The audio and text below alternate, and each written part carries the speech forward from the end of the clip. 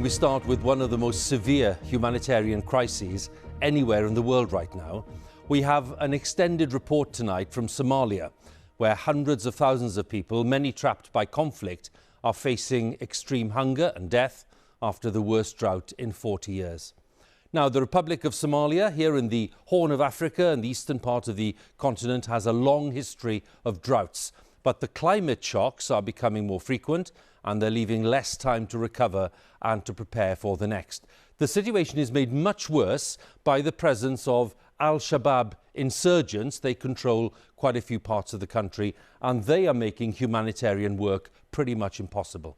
It's estimated that more than half the population affected by the current drought live in these very areas, and the situation here is getting worse and worse. A full-blown famine, where households have no food, children suffer malnutrition, people die every day from starvation, is now likely, say the experts, within a matter of weeks.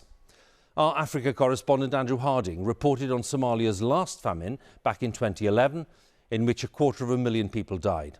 He sent this report from Baidoa, that is a city at the heart of the current crisis. In a crowded hospital, the familiar and unbearable signs of famine. Gaunt faces, silent with hunger. Weak mothers willing weaker children to cling to life. Somalia has been here before, but in isolated Baidoa, doctors and nurses are bracing themselves for new depths of catastrophe. In your life, have you seen things this bad before? No, the worst. This is the worst? Yeah. The worst drought in 40 years as climate change ravages the Horn of Africa. 3-year-old Ali has been brought in with swollen limbs, a sign of severe malnutrition. He has measles too. His mother watches in silent dread of losing a third child. So this woman here has lost 2 of her children, 2 girls, in the last week. And already the hospital is struggling. Sometimes we are lack of the supplies. You lack supplies? Yeah. That must be incredibly frustrating. Sure. When it happens, it's actually terrifying, actually, because people are dying and you cannot support them. On the dusty plains around the city, more families arrive each hour and set up camp. Many have trekked for days or weeks. Across Somalia, 1 million people are making these journeys, bringing little with them, but stories of dead cattle, dead crops, and a rural way of life that a changing climate will no longer tolerate.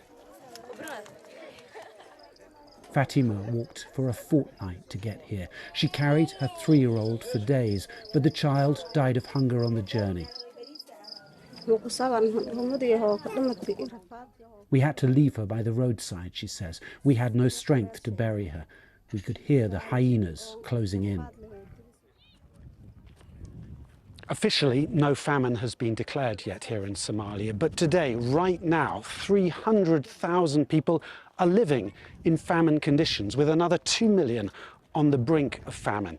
So it's hard to imagine a situation more desperate, more urgent, more compelling.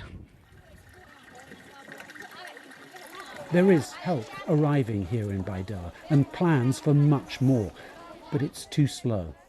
The things we are doing now, we needed to do 3 months ago. So in reality, we are behind. I think something catastrophic will happen in this area. Catastrophic, you mean famine spreading? Famine is spreading.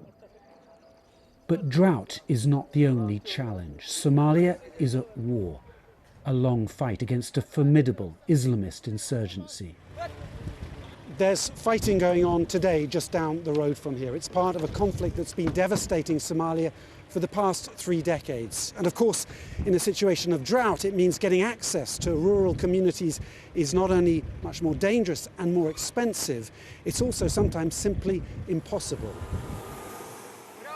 In some areas, pro-government forces are taking ground, rescuing trapped communities. But Baidoa itself remains more or less under siege, a precarious place of refuge. And while the men fight, it is Somalia's women who soldier on. Fatuma Omar recently buried her 10-year-old son Salat in the camp just here beside their makeshift tent. It's not much of a grave, but life has taught Fatuma resilience. She has 4 more children to look after. I cannot grieve for my son. There's no time, she says. I need to find work and food to keep the others alive.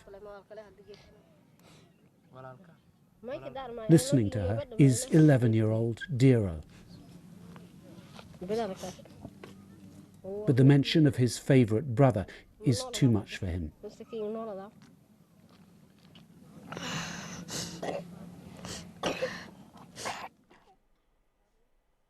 That heartrending report from Somalia by Andrew Harding. Well, Andrew is in South Africa tonight, in Johannesburg, and he joins us now. Andrew, you mentioned the urgency of this case and the fact that the appeals are being made already for help.